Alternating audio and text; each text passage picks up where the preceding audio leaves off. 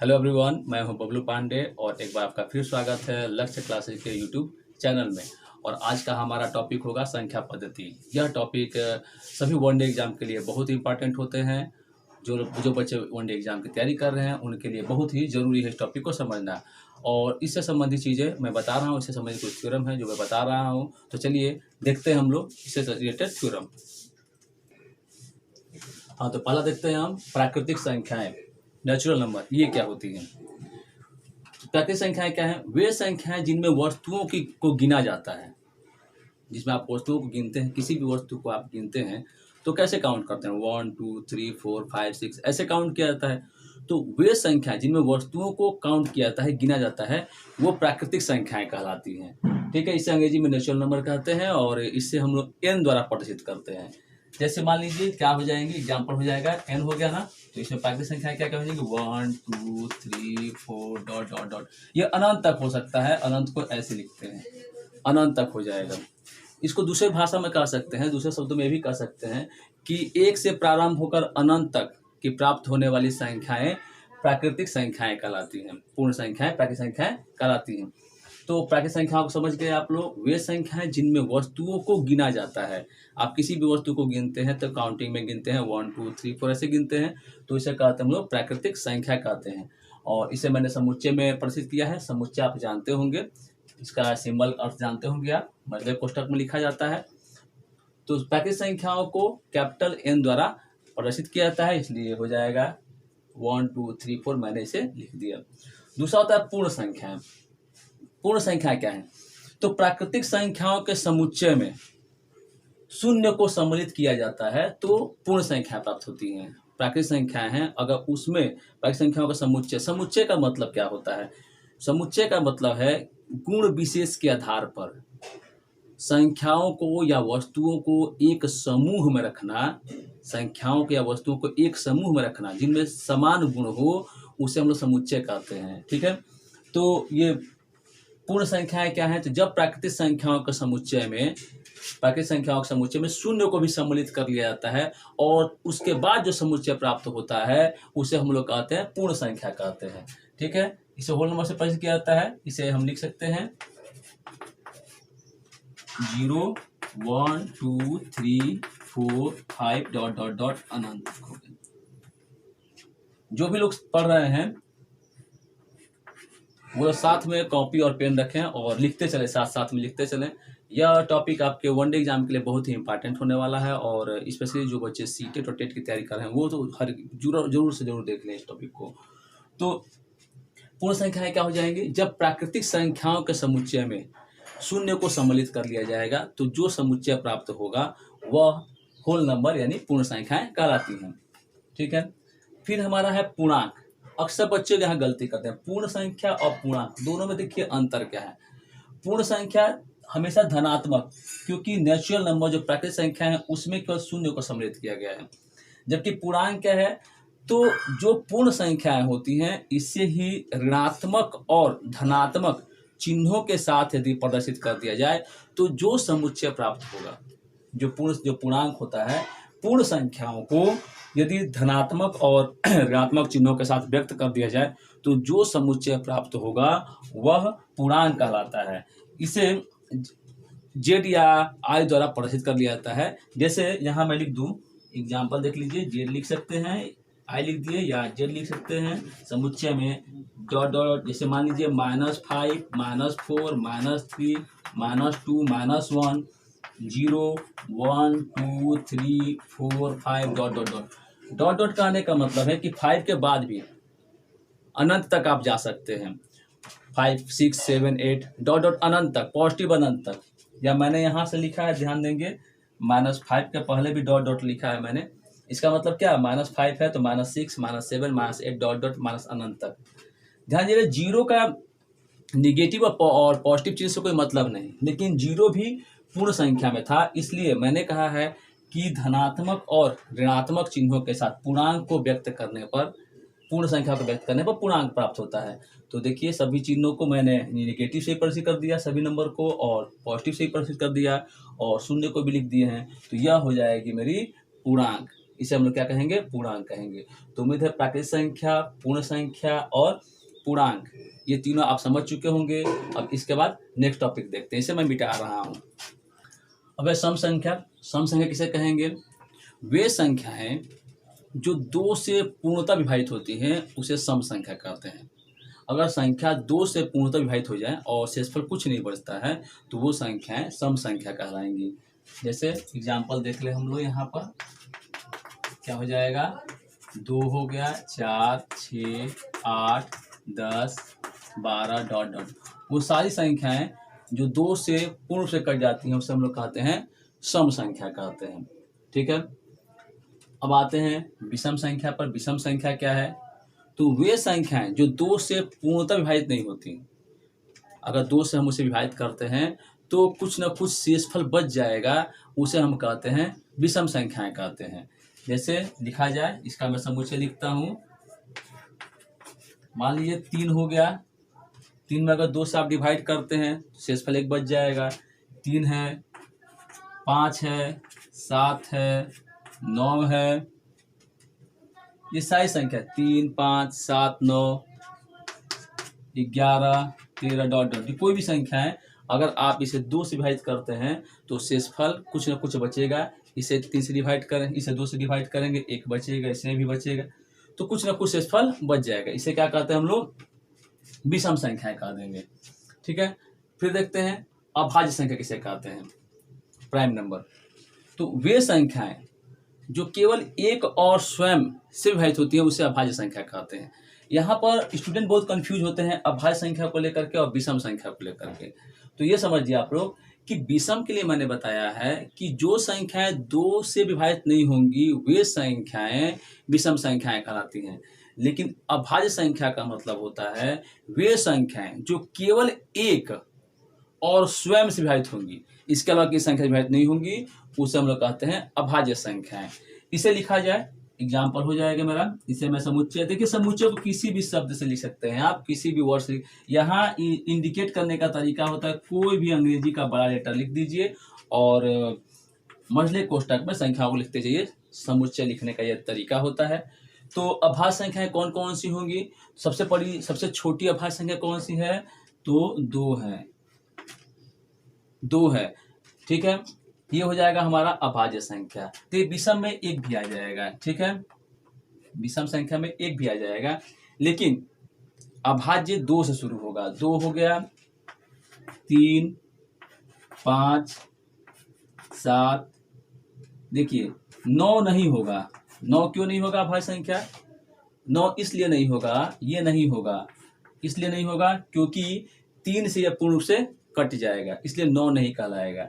तो अभाज्य संख्या का मतलब है वह केवल 1 से या स्वयं से ही कटना चाहिए। तो 2 हो गया, 3 हो गया, 5 है, 7 है, उसके बाद क्या लिखेंगे आप, 11 लिख सकते हैं, 13 लिख सकते हैं, 17, ऐसे ही लिखते चले जाएंगे। तो अक्सर जब अभाज्य संख्या और विषम संख्या में होता है तो बच्चे यहाँ पर गलती करते हैं। ध्यान देंगे, पहली अभाज्य संख्या 2 होती है, जबकि एक क्या, एक अभाज्य नहीं है बल्कि एक क्या है, विषम संख्या है। ठीक है, अब है सह अभाज्य। सह अभाज्य किसे कहेंगे, तो सह अभाज्य समझिए 2 संख्याओं का युग्म, ऐसी 2 संख्याओं का युग्म जिसमें कुछ भी कॉमन न हो। ऐसी कोई संख्या, 2 ऐसी संख्याएं जो ऐसा न हो कि किसी एक संख्या दोनों पूर्ण रूप से कट जाए। 1 के अलावा, 1 के अलावा उसमें कुछ भी कॉमन नहीं हो, कुछ भी उभयनिष्ठ नहीं होगा। जैसे एग्जाम्पल समझिए आप, यहाँ पर एग्जाम्पल हो जाएगा मेरा, यहाँ लिख दिया मैंने 4 और 9, ऐसा कोई 4 और 9 लिख दिया, ऐसी कोई संख्या नहीं है जो 4 को ही पूर्ण रूप से कटा दे और 9 को ही पूर्ण रूप से कटा दे। ऐसी दोनों में कोई भी निश्चित संख्या नहीं है जिससे दोनों ही पूर्ण रूप से कट जाए। तो ये क्या कहलाएंगे, ये कहलाएंगी सह अभाज्य संख्याएं कहलाएंगी। आप कुछ भी लिखिए, मान लीजिए हमने लिख दिया यहाँ पर 9 लिख दिया और यहाँ पर लिख दिया 16 लिख दिया, तो ये क्या है, यह सह अभाज्य है, क्योंकि ऐसी कोई संख्या नहीं, ऐसा कोई अंक नहीं जिससे कि दोनों पूर्ण रूप से कट जाए। एक संख्या मैं और लिख रहा हूँ, मान लीजिए मैंने लिख दिया है 12 लिख दिया और यहाँ पर 18 लिख दिया, तो ये होगा क्या, ये नहीं होगा। क्यों नहीं होगा, ये रॉन्ग हो जाएगा, क्योंकि यह भी कट जाएगा, 2 से कट जाएगा, यह भी 2 से कट जाए, या 3 से भी कट जाएगा। इसमें उभयनिष्ठ है, इसलिए ये हमारा क्या हो जाएगा, ये गलत है, ये नहीं होगा। ठीक है, ये संख्या हो जाएंगी 4 9 हो गया, या 9 16 हो गया। ऐसी कोई भी दो संख्या इसमें कोई भी संख्या उभयनिष्ठ न हो, ऐसी कोई संख्या उभयनिष्ठ न हो जिससे दोनों ही पूर्ण रूप से विभाजित हो जाए, उससे हम लोग कहते हैं सह अभाज्य संख्या कहते हैं। ठीक है, तो उम्मीद सम संख्या हो गया, विषम संख्या हो गया, अभाज्य संख्या हो गया और सह अभाज्य संख्या हो गया। इसके बाद मैं नेक्स्ट बताने जा रहा हूँ, तब तक के लिए मैं इसे मिटा रहा हूँ। अब नेक्स्ट हमारा परिमेय संख्याएं, रिलेशनल नंबर। तो ध्यान देंगे ये होती क्या है। तो वे संख्याएं जिन्हें P बाई क्यू जहाँ Q does not equal to 0, वे संख्याएं जिन्हें P बाई क्यू जहाँ Q does not equal to 0 के रूप में व्यक्त किया सके परिमेय संख्याएं कहलाती हैं। मैंने कहा Q does not equal to 0, क्यों, ये इसका मतलब क्या है। यहाँ हम लोग जो कहते हैं कि Q does not equal to 0, इसका मतलब क्या होता है। जैसे मान लीजिए कि मैं लिख दूँ 2/0 ही लिख दूँ, तो किसी भी संख्या में जब हम लोग 0 से डिवाइड करते हैं तो वह अपरिभाषित होता है, अपरिभाषित मिलता है, इसलिए यहाँ पर Q लिखा गया Q does not equal to 0। तो वे संख्याएं जिन्हें P बाई क्यू जहाँ Q does not equal to 0 है के रूप में व्यक्त किया जा सके, उसे परिमेय संख्या कहते हैं। जैसे एग्जाम्पल देखिए, इसका हो जाएगा, कौन कौन सा हो जाएगा, इसका मैं समुच्चय लिख दे रहा हूँ। ठीक है, इसका समुच्चय हो गया, सभी संख्या हो जाएंगी। एग्जाम्पल 3 4, ये क्या है, ये परिमेय संख्या है, क्योंकि 3 को आप 3/1 भी कह सकते हैं, 4 को आप 4/1 भी कह सकते हैं। तो ये क्या है, परिमेय संख्या है। 2/3 यह भी परिमेय संख्या है। 9/11 ये परिमेय संख्या है, क्योंकि यहाँ पर मैंने इसे फ्रैक्शन के रूप में व्यक्त किया है, भिन्न रूप में व्यक्त कर दिया है। तो जो संख्या है P बाई क्यू रूप में व्यक्त किया सके उसे हम लोग कहते हैं परिमेय संख्या। बहुत इंपॉर्टेंट है यहाँ पर 22/7, ध्यान दीजिएगा इस टॉपिक को। ये क्या है, यह भी परिमेय संख्या है। 22/7 भी क्या है, परिमेय संख्या। इससे मुझे कोई मतलब नहीं कि अंश बड़ा है या हर बड़ा है, मतलब इससे है कि अगर यदि P बाई क्यू के रूप में, यानी कि एक आप भिन्न के रूप में व्यक्त कर सकते हैं, तो उसे कहेंगे परिमेय संख्या कहेंगे। 3 हो गया या 4 है, कोई पूर्णांक, हर पूर्णांक अपने आप में परिमेय संख्या होती है। तो 3 हो गया या 4 हो गया, 2/3, 9/11, कुछ भी लिखिए आप। जैसे यहाँ से आप चाहें तो यह भी कह सकते हैं 0.02, यह भी परिमेय संख्या है, क्योंकि इसे आप अगर लिखेंगे तो 2/100 लिख सकते हैं। अगर कहीं पर लिखा है 0.25, यह भी परिमेय संख्या है, क्योंकि अब इसे लिख सकते हैं आप 25/100।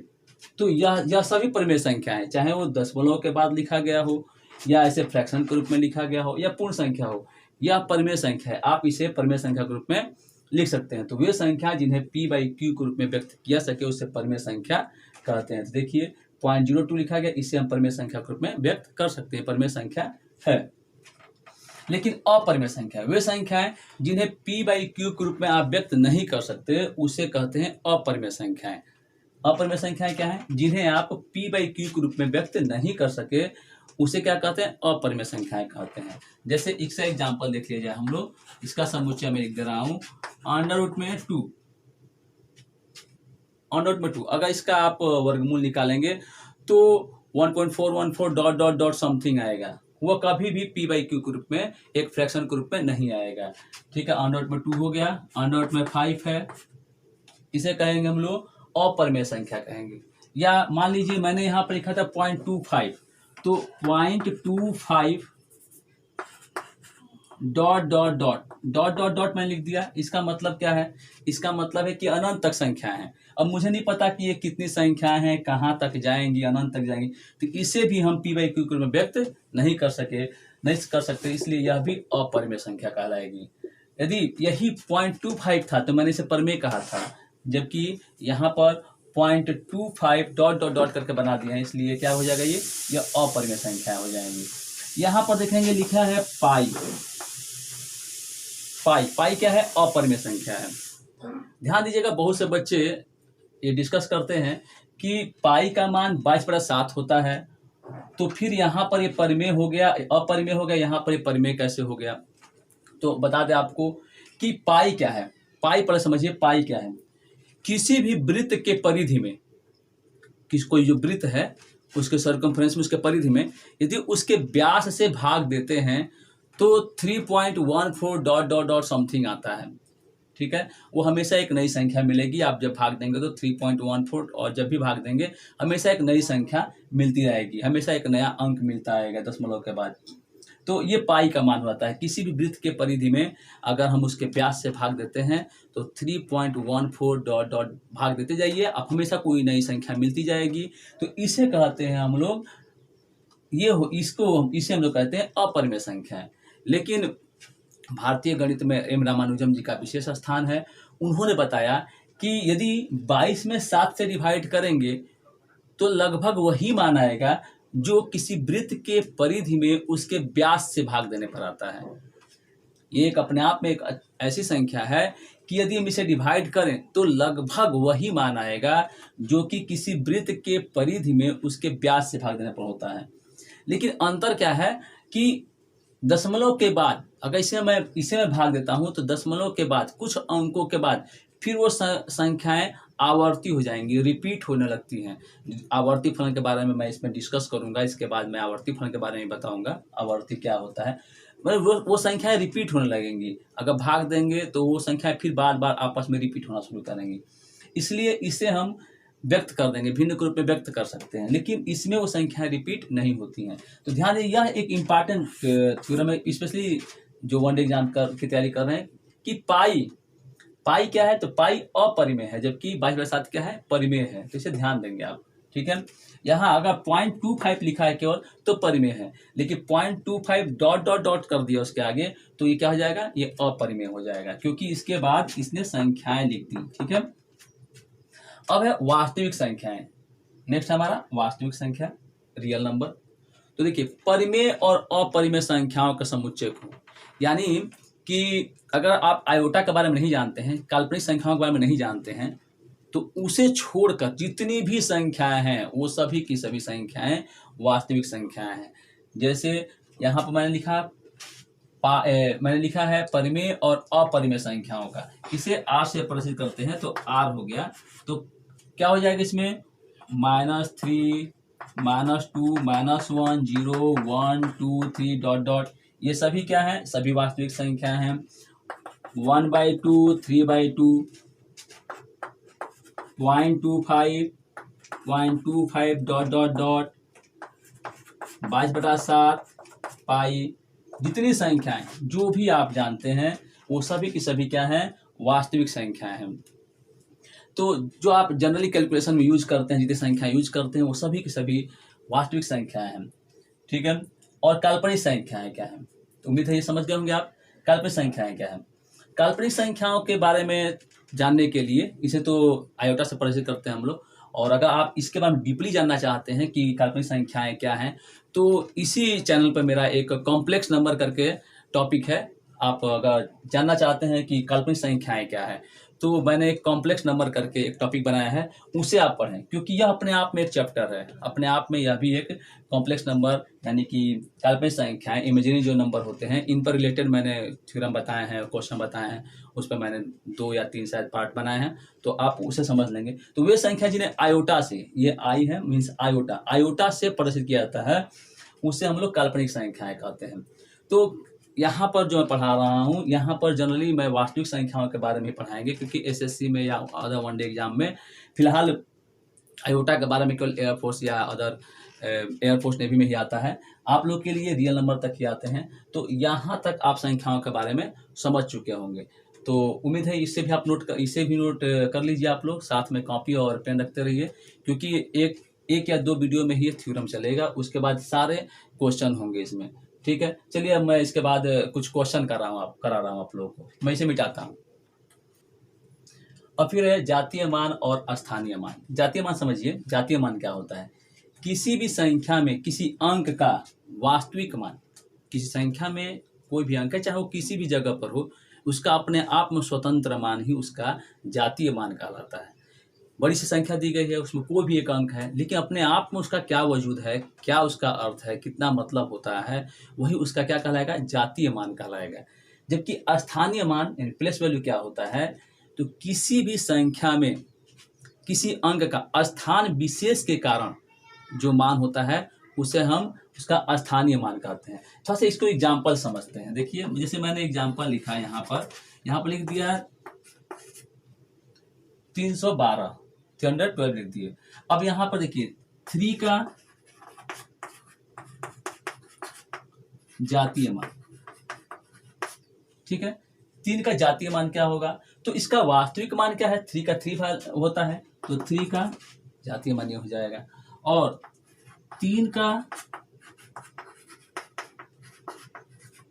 स्थानीय मान लिखिए, तो देखिए 3 के बाद ये पढ़ेंगे तो 300 पढ़ेंगे हम लोग, 312 पढ़ रहे हैं, यानी कि ये 300 पर जा रहा है। करेंगे क्या, उसे लिखने के बाद उसके बाद जितने भी अंक होंगे, उस अंक को लिखने के बाद जितने भी अंक होंगे सबको शून्य बना दीजिए। कितने हो जाएंगे, 2 है ना, 2 शून्य, कितना हो जाएगा, 300 हो जाएगा। तो यह इसका स्थानीय मान हो गया, यह इसका जातीय मान हो जाएगा। एक क्वेश्चन आता है, जैसे मान लीजिए यहाँ पर लिख दिया, एक क्वेश्चन हो गया मेरा, चलिए बताते हैं। 51247, ठीक है, में 2 के स्थानीय मान तथा जातीय मान का अंतर क्या होगा। ध्यान देंगे, लिखा गया है इस संख्या में 2 के स्थानीय मान और जातीय मान का अंतर क्या होगा। तो आप बताइए इसका स्थानीय मान कितना होगा। स्थानीय मान 2 का स्थानीय मान कितना हो जाएगा, 2 है, उसे कितने अंक है, 2 है, तो उसका 0 लिख दीजिए। और 2 का जातीय मान कितना होगा,